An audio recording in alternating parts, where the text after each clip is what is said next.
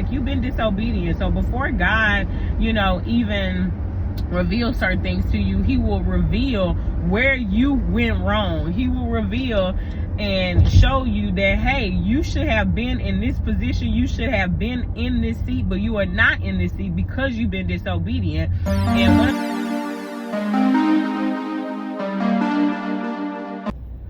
happy Saturday, guys.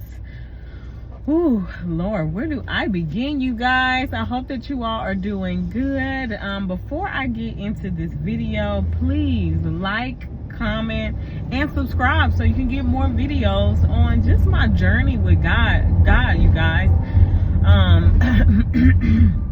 Excuse me, y'all.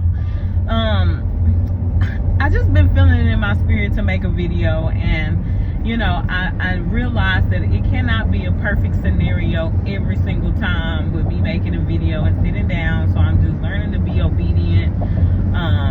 We're just kind of coming out with videos, and one of the things that I wanted to do was to be able to just share, like my life with Christ, and as I am somebody that walks with Christ every single day. A lot of people would think that it's an easy road and that, it's all cheery, but one of my first real life realizations, when I started my walk with God, one of the things that he told me was, more so just that your life won't be perfect. It won't be all sunshine and rainbows. Like, there are certain trials that are put into your life for a reason, and that reason is to shape and mold you into the person that you need to be so that God can use you.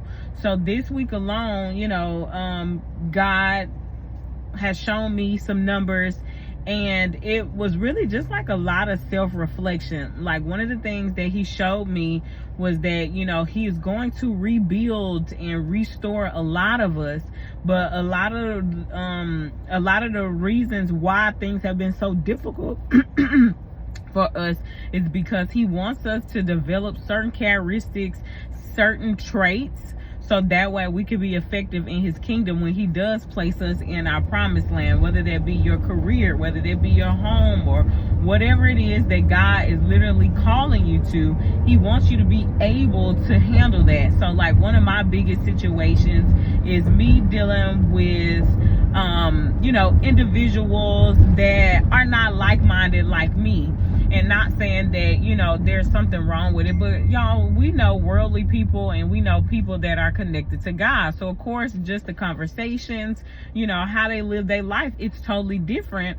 And, one of the things that God has showed me is that, I've had some pride, in that area of, and I don't necessarily think that, I think that I'm better than anyone, because my backstory, my track record, definitely is not squeaky clean. So, I would never think that I'm better than someone, but I guess in a certain light and in a certain manner, somehow maybe I am, how can I say it? Like, maybe some way, in I would say some shape, form, or fashion, there is pride that I don't know about, or pride that he is like literally revealing to me. So, I'm just being more cautious in how I do things. Maybe just it is my energy that I present to people. So that way, I can humble myself and be humbled, so that way God is able to use me. And then one of the things also is that I experienced so much warfare last week, not realizing that, a lot of people, when they have warfare, and you can feel that it's warfare, because a lot of things will just be starting to happen that will just throw you off track, or just aggravation. That's really what it was for me. But I was close to my breakthrough, and it's so I don't know, how can I say it? Like, it's just so wonderful for even God to confirm to me that I broke through. And how he showed me how I broke through my warfare, because when I say last week, when I say I was down in the dumps, maybe like the lowest, just questioning every single thing that God had given me, to do, whether that be working in church, whether that be, working at my job, whether that be working, and doing my own business. I'm like, I don't even know if this is all even worth it. Like, maybe I shouldn't even be doing this. Maybe I should just drop everything, enjoy my family, and that's it. But this week, God confirmed to me in a dream. And this is where we go into dream interpretation. And this is for other people that have just started to have dreams. I strongly suggest when you have a dream, even if it doesn't seem like a big thing, it could be like just a simple dream. Always try to, of course, you will not try. You want to pray and ask God for the interpretation. And then you also just want to do some research. There is a man named Mr. Joshua on YouTube. So every single time I have a dream and I try to interpret that dream, he literally pops up on my feed, to give me the resource or what God has revealed to him, what these dreams mean. And so let me get into the dream, y'all. So it was a dream where I was getting a new car. And when you get a new car, you're like excited, and like somebody showed me a black car or whatever, and it was a brand new car, and I'm like, it was a gray car, and I was like, I don't want that gray car. Can I get the black car or whatever? But long story short, like the dream ended up switching to where I was literally inside a car. Now it wasn't a new car, but it was one that was pretty much like affordable or already paid off. Everything was working in it. It was well maintained. And, I could just remember just being in this car, and I'm like, okay. So then the dream ended. So I'm like, okay, like I need to interpret that. So of course, with your carnal mind, when you wake up, you like, Lord, what you trying to tell me? I'm about to get a new car. Cause listen, I got this van, y'all. I love my van, but I haven't wanted a new car. So I'm like, Lord, what you trying to tell me? And I'm like, girl, now God have been speaking to you in dreams. So let's not think with our carnal mind, even though, if he bless your girl with a new car, it's gonna be good. But I was like, okay. So I literally look up the dream interpretation, and I just said, what does it mean? I Googled, what does it mean when you have a dream about getting a new car? And I always, at the end of whatever I search, biblical, because of course, anything that you search, you want it to be biblical. Because of course, you can get a lot of information from, what do you call it? Kind of like in the realm of like witchcraft and things like that. So I look it up, and one of the main things that stand out to me is that you are now in position of your purpose, and that you are going through your breakthrough, or you have broke through. And y'all, when I was like, oh my God, are you serious? So that just let me know that all that warfare that I experienced last week, that just let me know that I literally was fighting for my breakthrough, and I broke through, you guys. I am now in position, because when you think about a car and you're in a car, that means that you are settled in a place, just like I'm driving now. You have to have control of your vehicle, and it also is saying that now you're in a seated position to where you can travel, you can go, like there is purpose in where you're going. So now for God basically to put me in a new car and put me, in the vehicle, because at the end of the video, I remember me turning on the vehicle, and it was just like me sitting in the driver's seat, like I'm sitting in the driver's seat now. So I'm just like, okay. So for me to pretty much get the confirmation that I'm now where God wanted me in, he wanted me in the perfect position. He is now about to move.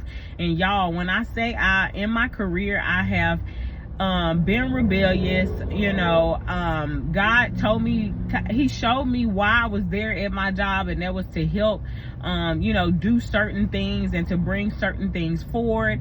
And, just because it wasn't the ideal job that I wanted, I've been fighting against that for the last 2 years, you guys. And God, before he even showed me that I'm walking into my purpose, he showed me that, the story of, you know, like people being in rebellion, and because they've been in rebellion, and of course that's just like with the Israelites when they walked through the desert. Of course, we all know that it didn't have to take them 40 years, but it took them 40 years, and some of them didn't even make it into their promised land because of disobedience, because of the lack of trust, because of, you know, so many obstacles that they themselves made for themselves.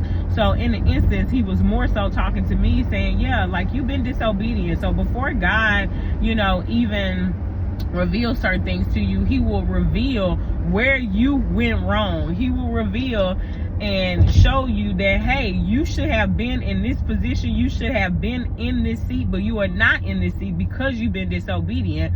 And one of the things, I was having a conversation with one of my friends, and literally this is like the second time that this has happened, where God has literally set up the perfect situation. Let's say if I was if I wanted to move and go into another career, like literally God will set up the interview, God will make the interview go great, and then you got all the confirmation that you were supposed to do this thing from God, and then you don't get it.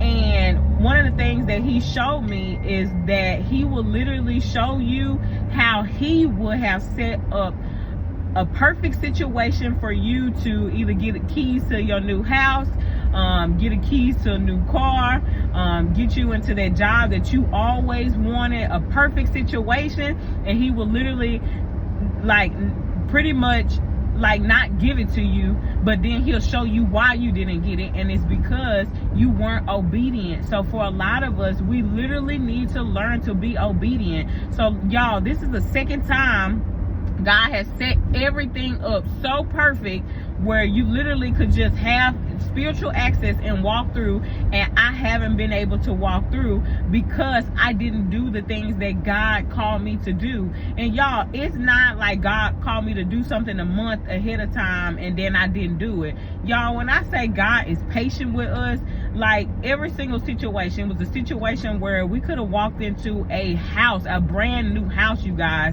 When I say I felt like so much in my spirit, God was confirming, it's time for your house. It's time for your house. So we walking in faith. We, me and my husband, we go and have the appointment at one of the little home builder offices or whatever to try to get approved for a place. Not necessarily we hadn't saved money, but we had money in 401k, which I was comfortable with using if that was going to get us our house. But God had told us previously to start saving, of course, just for extra money, and then start working on your credit, you know. And literally right when we got married, we were supposed to start working on that. Procrastinated. And God literally had to kind of like show me and him that he literally would have had us right there. When I say we set up that meeting to go look at the house, when I say it was a realtor sitting inside there, like basically waiting on us, she was going to be our realtor to close on the house and every single thing. We processed the application, went through the application, and of course we didn't get denied. Well, we got denied because our credit was not in a place where it needed to be, you guys.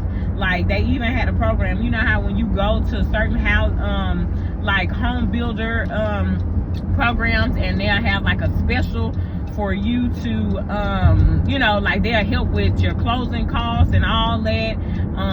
You know, you just have to have a credit score and just be qualified for it. And it was one of those situations.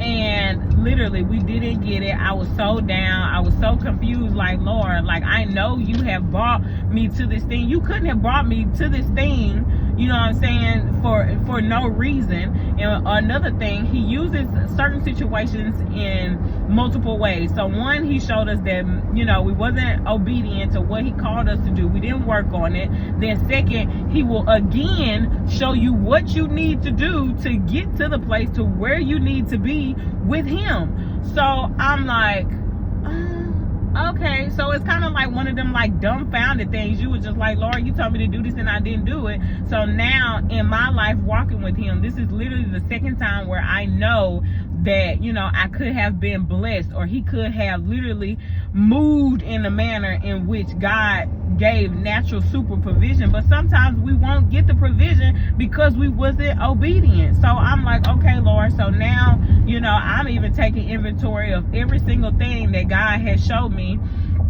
that we you know, should have done or should be doing. So I'm going back through all my lists, and I suggest that you know, y'all too, if this relates to you in any sort of way, look at the list of things that God has literally given you to do, because yeah, he can literally provide supernatural provision for you to just walk into certain things, you guys. But I just wanted to kind of come and share that word. I'm going to a baby shower, so I need to get on it.